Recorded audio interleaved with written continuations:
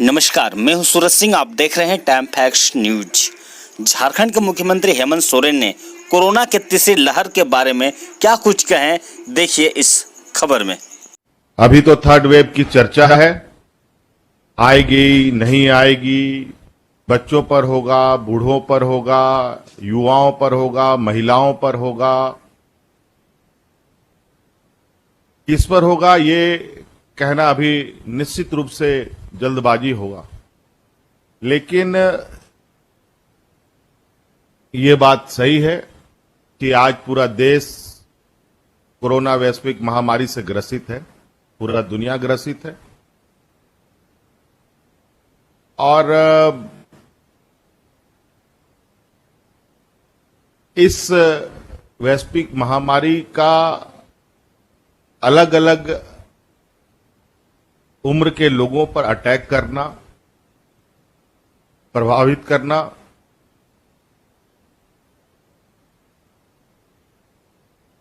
वो एक अलग विषय है।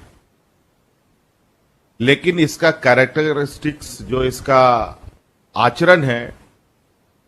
वो सामान्यतः एक सा प्रतीत हो रहा है। हम इसको कई मायने में समझ सकते हैं। आप लोग संक्रमण को देख रहे हैं, हैंडल कर रहे हैं और इसी कड़ी में आज हम लोगों ने एक और नई तैयारी करने का ये निर्णय लिया है कि हम लोगों ने बूढ़े, बुजुर्ग, नौजवान, महिलाओं के लिए तो मौजूदा संक्रमण में कुछ न कुछ, कहीं न कहीं उनके लिए व्यवस्थाएं खड़ी की है। हमारे इस समूह में सबसे चुनौती और सबसे क्रिटिकल समस्या तब आएगी जब ये संक्रमण बच्चों के ऊपर आएगा या बच्चे इससे घिरेंगे। निश्चित रूप से बच्चे कांच के बराबर होते हैं, हैंडल विथ केयर करना है, यही मुख्य उद्देश्य हम लोगों का है। लगभग मशीनें वही हैं, दवाइयां वही है,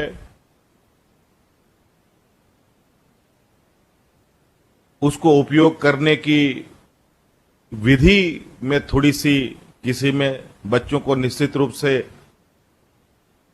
बड़े लोगों से कम ऑक्सीजन फ्लो के साथ उसको ऑक्सीजन देना है। दवाइयों में उसको जितना हाई कंसंट्रेटेड या हाई एमजी का जो मेडिसिन बड़े को देते हैं, उतने हाई एमजी की मेडिसिन हम बच्चों को नहीं दे सकते। ये थोड़ी थोड़ी छोटी मोटी चीजें हैं जिसे हमें टेक केयर करना है। और चूंकि बच्चे हैं तो स्वाभाविक है बच्चे के इर्द गिर्द पेरेंट्स भी उनका मूवमेंट रहेगा। और इस संक्रमण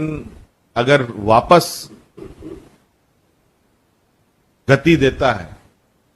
तो बहुत तरीके से हमें फिर वो जो एक जमावड़े का जो हम लोगों का विषय है, जिसको हमें परहेज करना है, इसको कैसे हैंडल करना है। हम सब जानते हैं ये संक्रमण एक दूसरे के मिलने से फैलता है, एक दूसरे के संपर्क में, समूह में रहने से ये ज्यादा संक्रमित फैलती है। ये छोटी छोटी चीजें हैं जो हमें ध्यान रखना है। कई राज्यों ने, कई जिलों ने बच्चों के लिए विशेष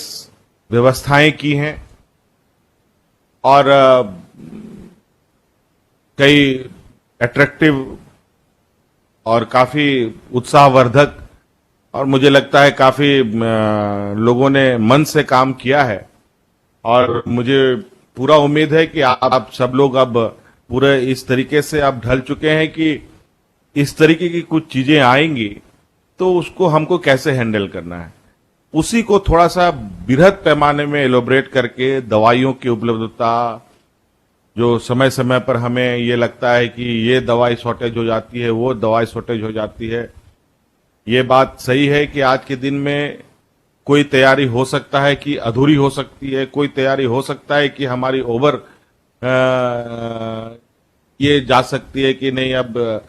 ये बेकार हो गया, ऐसे भी हो सकता है। लेकिन हमें आज के दिन में थोड़ी सी तैयारी और सतर्कता की आवश्यकता है और इसी को लेकर आज हम लोगों ने ये कमर कस लिया है कि अब जो थर्ड वेव की चर्चा हो रही है, हम ईश्वर से यही प्रार्थना करें कि वो थर्ड वेव चर्चा में ही खत्म हो जाए ये और आगे ना बढ़े, लेकिन आती है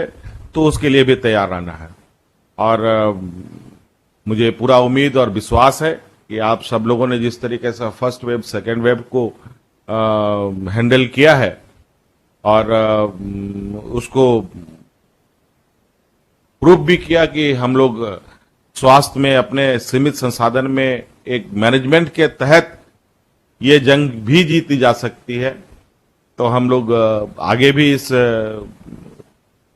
जो हमारा सक्सेसफुल फॉर्मूला है इसको हम लोग रिपीटेशन में लेंगे और इसका सामना करेंगे।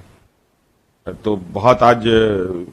अभी हमारे विभाग ने, भुवनेश जी ने इस बात को कहा है कि आज सारी मटेरियल्स आप लोगों को उपलब्ध करा दिया जाएगा। इस किताब के साथ आप एक बार गो थ्रू हो लीजिए और एक एक चीजों को थोड़ा सा आप लोग सरसरी निगाहों से इसको एक बार स्टडी कर लें ताकि आपको थोड़ी सहूलियत हो जाए, ताकि आपको कहां से क्या हो सकता है कि राज्य सरकार के माध्यम से ही सारी चीजें उपलब्ध हो सके। हो सकता है कि आपको कुछ अपने रिसोर्सेज से जनरेट करने मिल पाए, हो सकता है आपके इर्द गिर्द कई जो जिलों में उद्योग संस्थानें हैं, कई लोग आज के दिन में सीएसआर में कई चीजें सहयोग करने आते हैं, सामाजिक सहयोग भी इस संक्रमण में हमें मिला है, ये हम लोग महसूस भी हम लोगों ने किया है। तो आज ये लड़ाई और ये चुनौती मिलजुल कर प्रशासनिक सहयोग, जन सहभागिता निश्चित रूप से अहम भूमिका निभाएगा और मुझे उम्मीद है ये हम लोग बखूबी से निभाएंगे और इस संक्रमण से निकलेंगे।